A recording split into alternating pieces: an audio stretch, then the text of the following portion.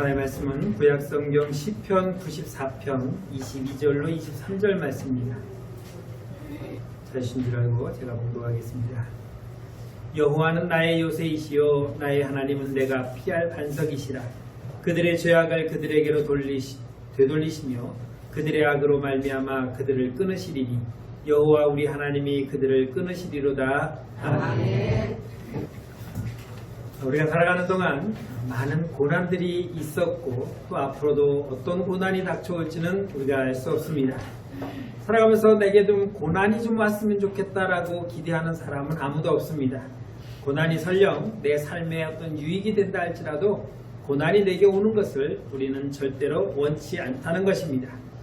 그렇기 때문에 믿음의 사람들도 마찬가지입니다. 우리가 살아가면서 어떤 고난이 오는 것을 우리는 기대하지 않습니다. 어떻게 하면 고난을 피해갈 수 있을까? 고난이 오지 않을 수 있다면 참 좋겠다라는 생각을 가지고 살아갑니다. 설령 그것이 우리가 믿음과 타협할 수 있는 그런 고난이라 할지라도 우리는 그런 것들을 원하지 않고 있다는 것입니다. 왜냐하면 고난은 우리를 형벌하는 그런 종류의 고난은 아니기 때문입니다. 나를 심판하기 위해 오는 고난은 결코 아니라는 것을 우리는 알고 있기 때문입니다. 오히려 고난을 통해서 우리는 주님께서 나와 함께 하신다는 것을 우리는 깨닫게 되고 또 고난을 통해서 우리는 주님을 찾게 되고 주님을 만날 수 있는 그런 시간들이 되기 때문입니다. 설령 내가 고난을 받는다고 해서 하나님이 나를 버리셨다, 하나님이 나를 잊었다, 하나님이 나와 함께하지 않는다라고 생각한다면 그것은 잘못입니다. 왜냐하면 우리가 잘 아는 다니엘의 세 친구가 7배나 더 뜨거운 풀무불에 던져질 때도 그들은 하나님이 자신들과 함께하고 있음을 믿었고 그 믿음대로 그들이 풀무불에 던져졌을 때에 그 풀무불 속에서 주님은 그들과 함께 하심으로 그들의 머리카락 하나 옷에 실오라기 하나 타지 아니하고 그대로 다시 나올 수 있었던 것을 우리는 기억하고 있기 때문입니다. 그렇기 때문에 내가 고난으로 지쳐있고 고난으로 긴 수렁에 빠져있고 고난으로 내가 절망 가운데 있다 할지라도 그 순간에도 역시 하나님은 나와 함께하고 계시다는 것을 믿으시기 바랍니다. 고난 중에 위로받는 오늘 이 시편 94편의 성도는 그가 고난 받으면서도 또 고난 속에 있으면서도 하나님이 나와 함께하고 있다는 것을 잊지 않았던 것을 보여주고 있습니다. 오늘 94편 전체를 살펴보는데 먼저 1절 말씀 보면 이렇게 되어 있습니다. 여호와여 복수하시는 하나님이여 복수하시는 하나님이여 빛을 비추어 주소서라고 고백을 합니다. 여기서 특별한 단어를 우리는 금방 생각해 볼 수 있습니다. 바로 복수라는 단어입니다. 하나님을 믿는 성도라면은 복수라는 단어를 우리는 입에 쉽게 오르지 않을 것입니다. 왜냐하면 예수님은 내 원수도 사랑하라고 했으니까 하나님 저 사람을 복수해 주십시오라고 기도한다는 것 자체가 우리에게는 낯설 수밖에 없는 것입니다. 그런데 오늘 이 시편 기자는 하나님을 부르면서 복수하시는 하나님이여 복수하시는 하나님이여 라고 2번씩이나 그 하나님을 부르고 있다는 것입니다.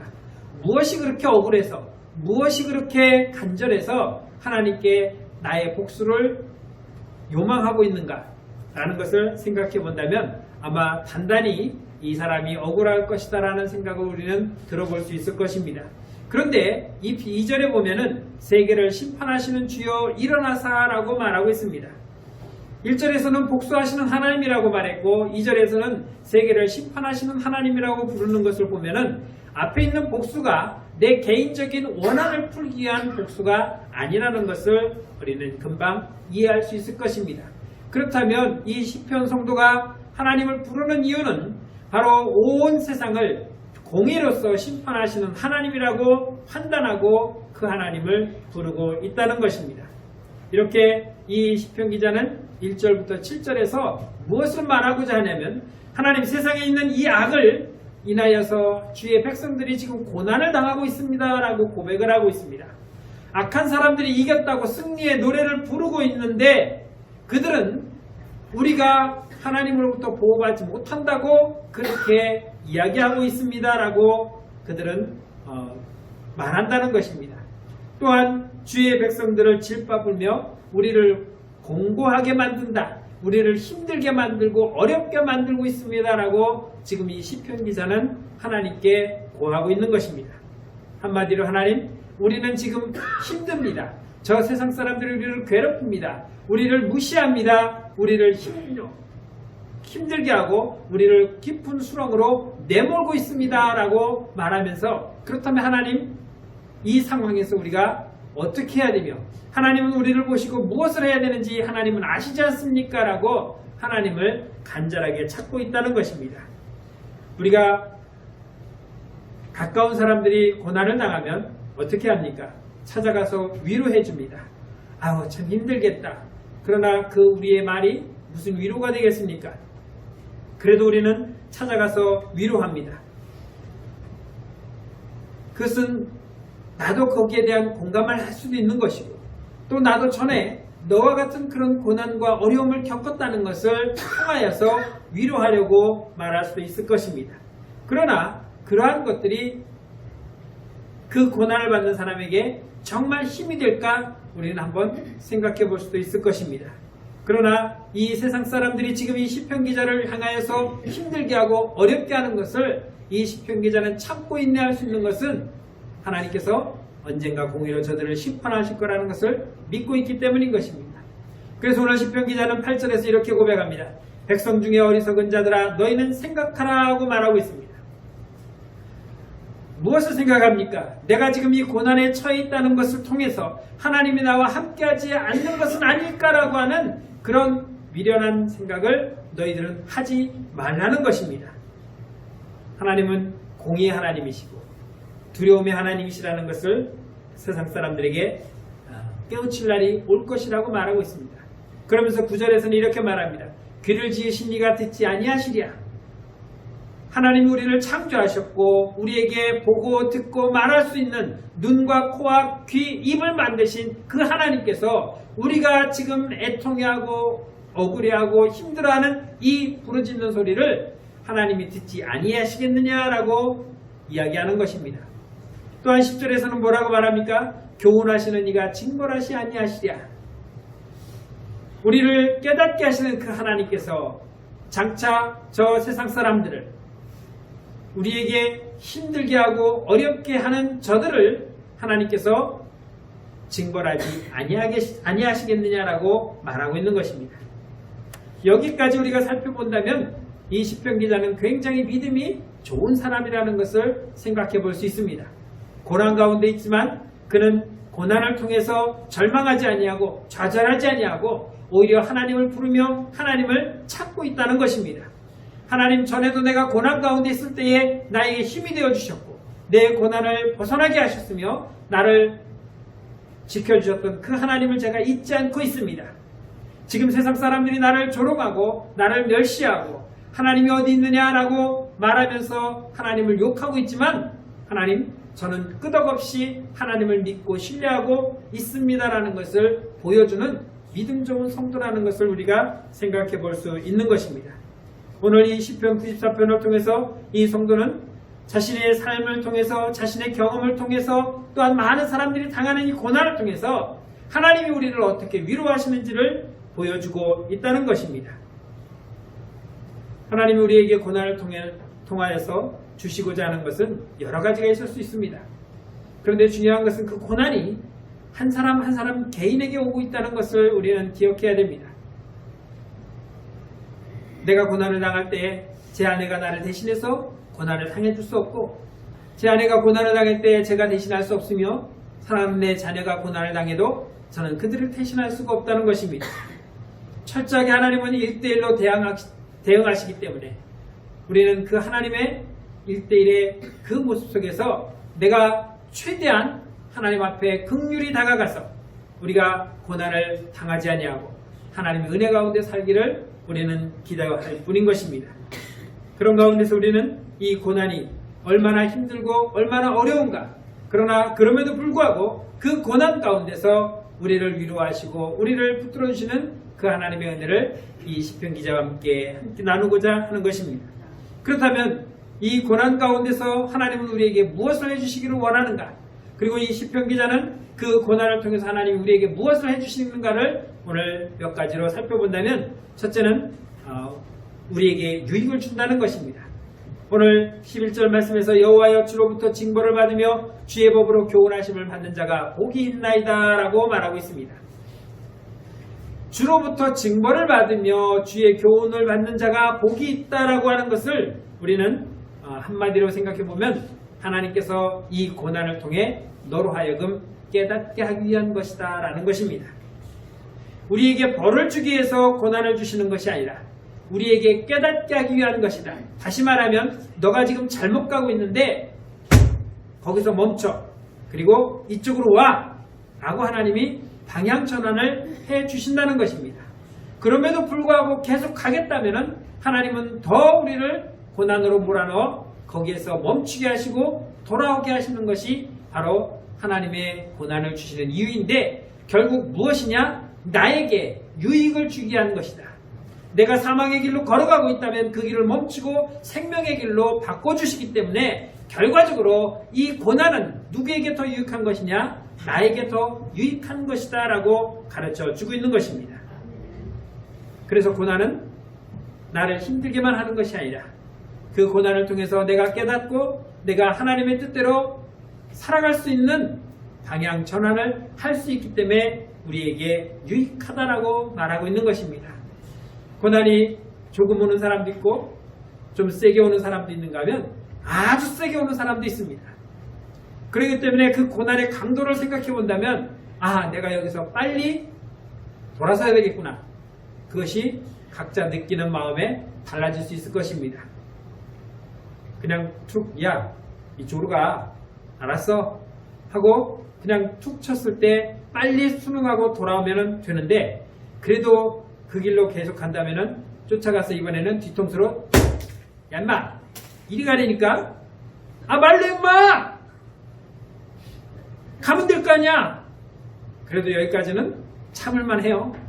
그럼에도 하고 걸어간다면 몽둥이를 가져서 다리 몽둥이를 탁 쳐서 부러지면 하고 주저앉을 겁니다. 그러면 더 이상 가지 못하죠. 너 그리 가면 죽는다니까 왜 계속 가? 왜 계속 그 고집 부리는 거야? 이쪽으로 와!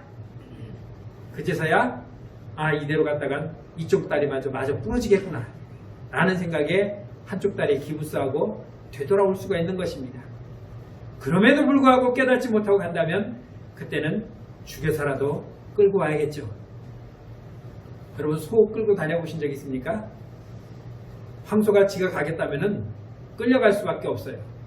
그러나 어린 저도 그 황소를 땡길 수가 있더라고요. 아저씨가 가르쳐준 대로 손에다가 줄을 딱 감고 그냥 팍 땡겨봤어요. 야 이리 와 하면은 소가 이렇게 해요. 결국 내가 끌려가요. 콧뚜레는 한 소득정정. 그런데 한번 탁 잡아갖고 팍 땡기니까 하고 따라오더라고요. 성우가 돼야 될 걸 잘못했나.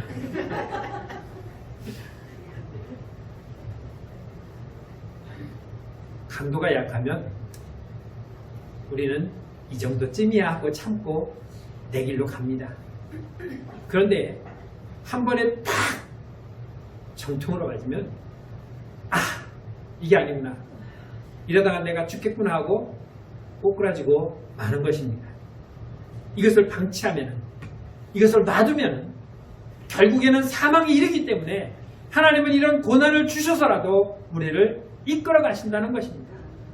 출애굽한 이스라엘 백성들이 광야에서 모세가 시내산에 올라간 동안 무엇을 했습니까? 금송아지를 만들어 놓고 이것이 우리를 애굽에서 여기까지 인도하는 하나님이라고 그들은 축제를 벌이며 그 금송아지를 섬기며 자기들 멋대로 살아갔던 거예요.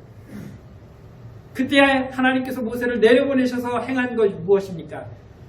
칼을 들고 이 끝에서까지 오가면서 죽여라. 기껏 애굽에서부터 이끌어온 그 백성들을 하나님은 그냥 가차없이 그들의 목을 치라고 말하면서 그날의 죽은 자가 3,000명이었다라고 말하고 있습니다.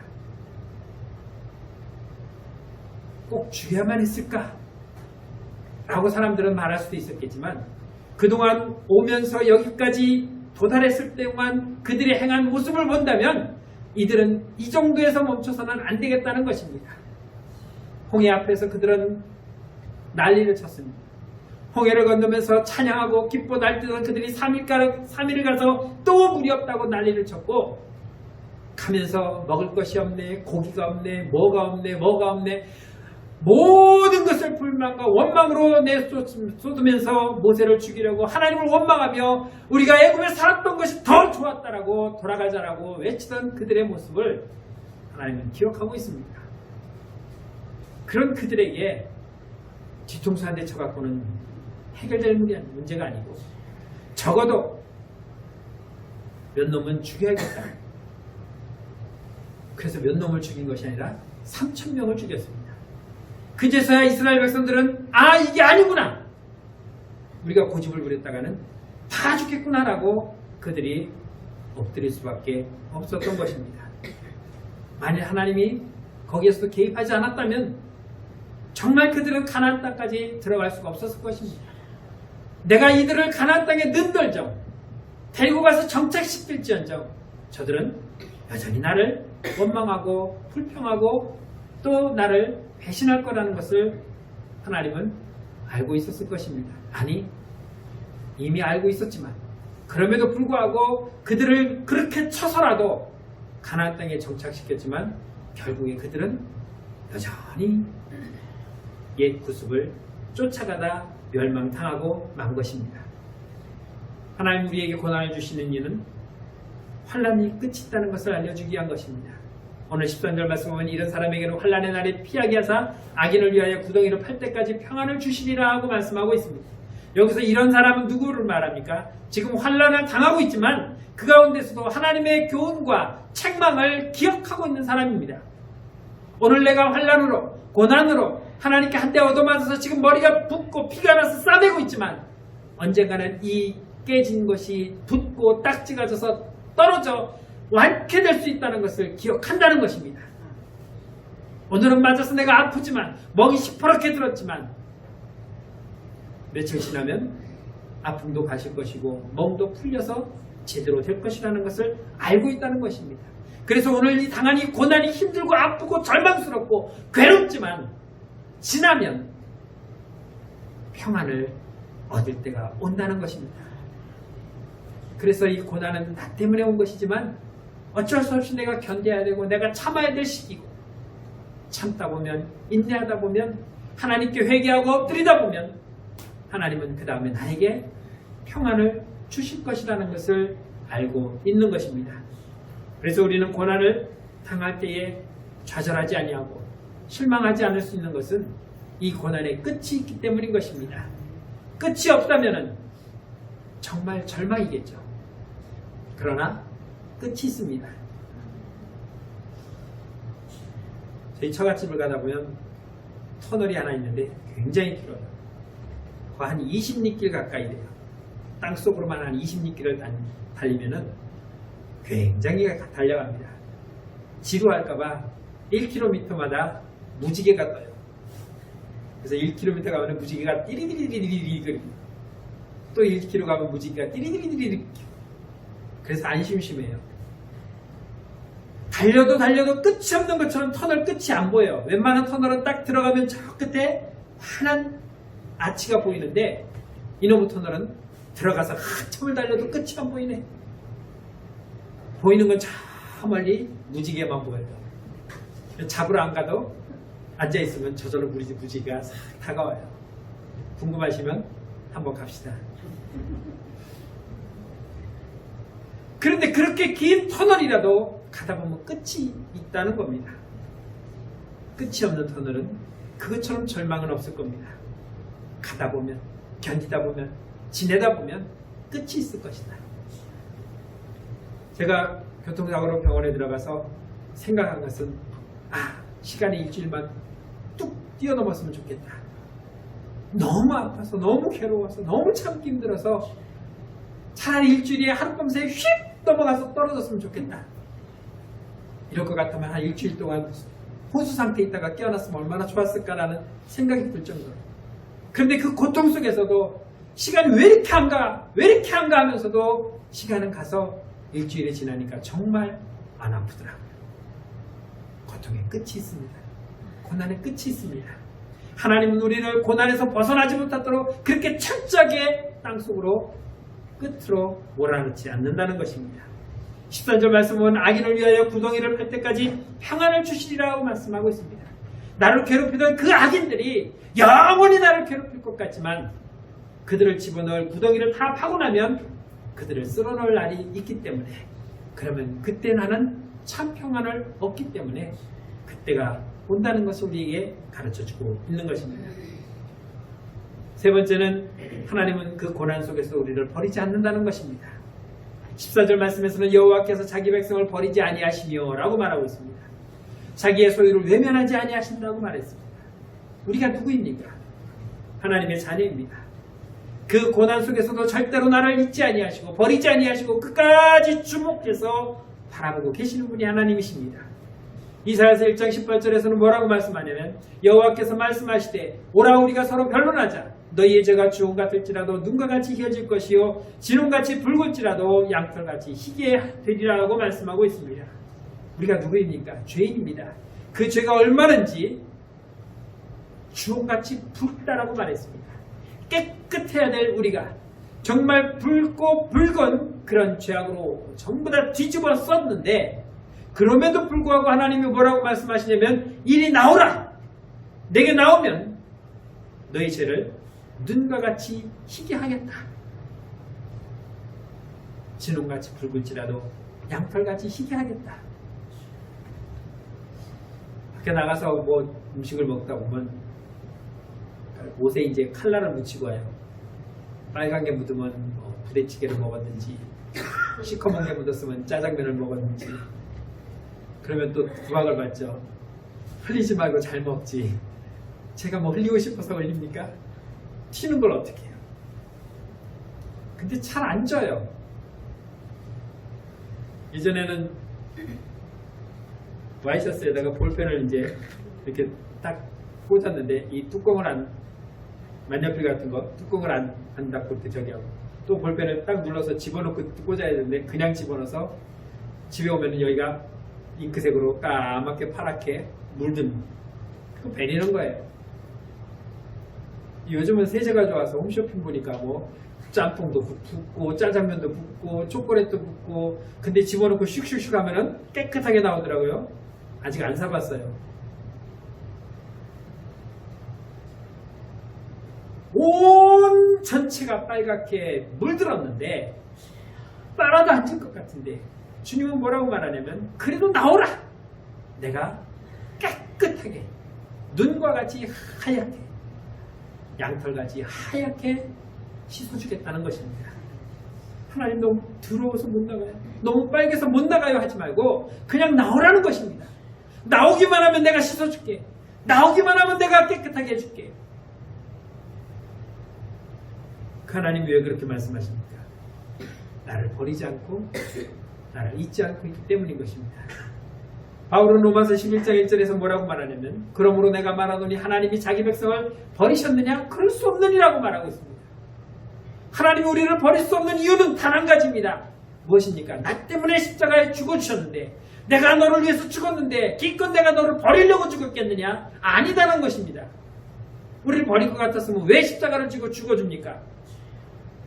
우리가 그렇게 믿을 만한 사람입니까? 아니거든요. 그렇게 우리를 구원하셨음에도 불구하고 우리는 또 주님을 배반하고 돌아서는 우리를 하나님이 모르시겠습니까? 그럼에도 불구하고 나 때문에 십자가를 지신 이유는 내가 너를 버리지 않겠다는 것입니다. 네가 무슨 짓을 해도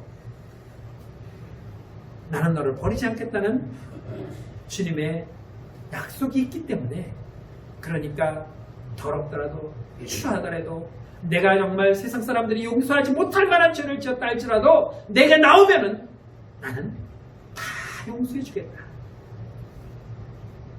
오늘 시편 기자는 하나님은 나를 버리지 않았다는 것을 기억하라는 것입니다. 그리고 오늘 시편 기자는 이런 고난은 너만 겪는 게 아니야. 우리 다 겪는 거야.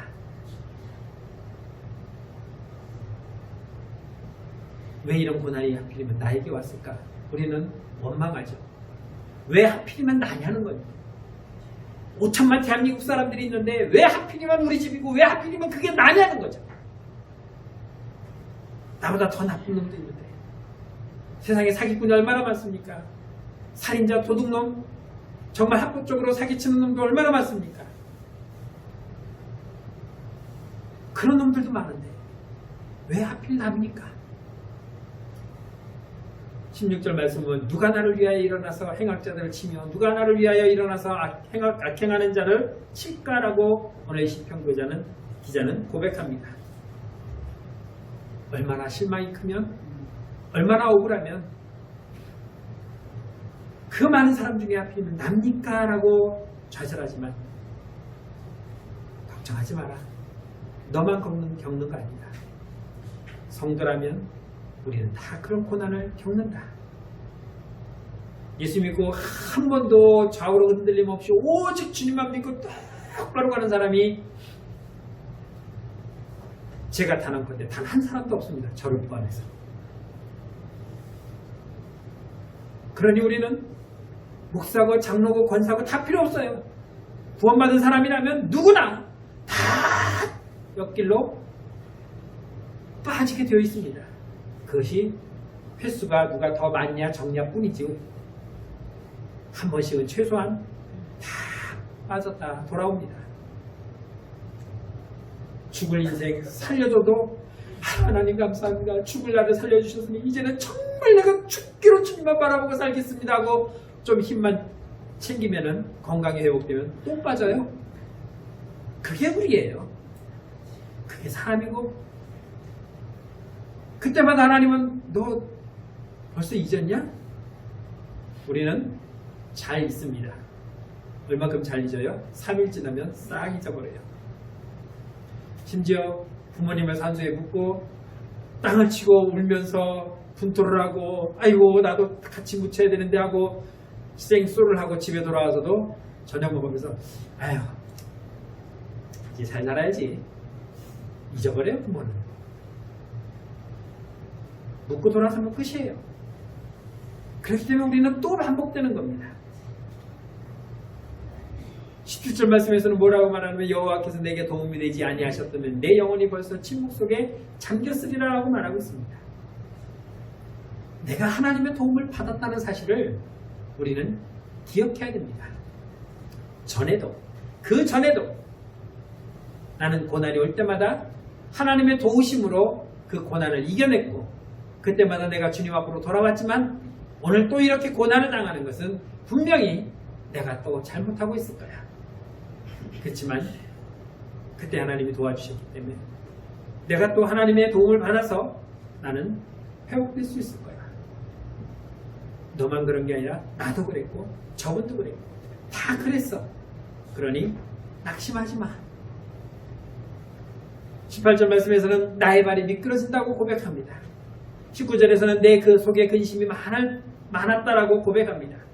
나도 미끄러질 때가 있었고 나도 근심이 많을 때가 있었고 나도 괴로울 때가 있었어. 내 경험을 지금 이야기하면서 너도 그 중에 한 부분이고 한 사람일 뿐이야. 이것으로 너는 망하지 않냐고. 이것으로 너는 죽지 않아.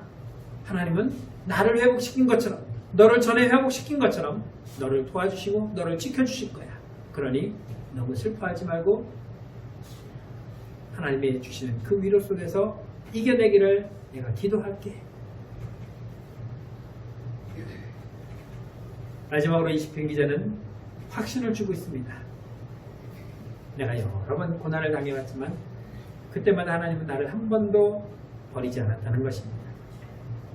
그 하나님은 어떤 하나님이냐면 22절에서 이 시편 기자는 이렇게 고백합니다. 여호와는 나의 요새이시요 나의 하나님은 내가 피할 반석이시다.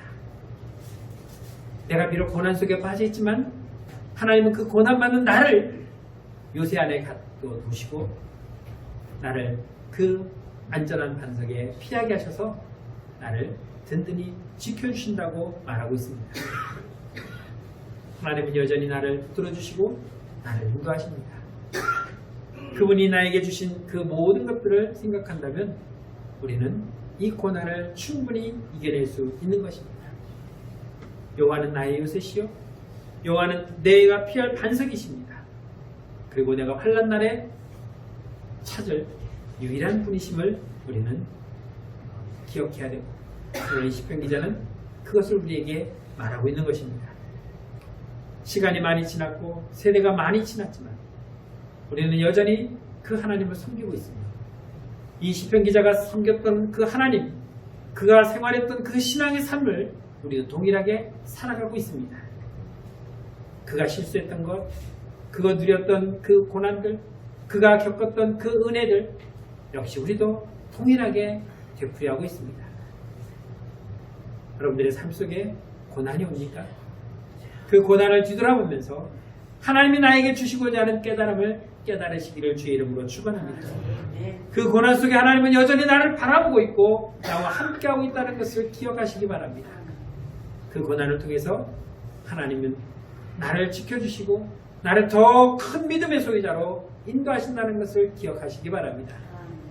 이 고난은 내가 재수없어 얻는 것이 아니라 성도라면 누구나 얻을 수 있는 고난이고, 이 고난을 겪고 나면서 우리는 더욱더 큰 믿음으로 나아갈 수 있다는 것을 믿으시길 바랍니다. 중요한 것은 그 하나님은 나의 요새이시라는 거예요. 그 하나님은 나의 반석이시라는 것입니다. 그 하나님은 영원한 나의 구세주라는 것을 믿으시고, 고난 가운데서도 주를 더욱더 찾고 주와 함께 이겨내는 주의 성도들이 되시기를 주의 이름으로 축원합니다. 기도하겠습니다. 참 좋으신 하나님, 은혜를 감사합니다.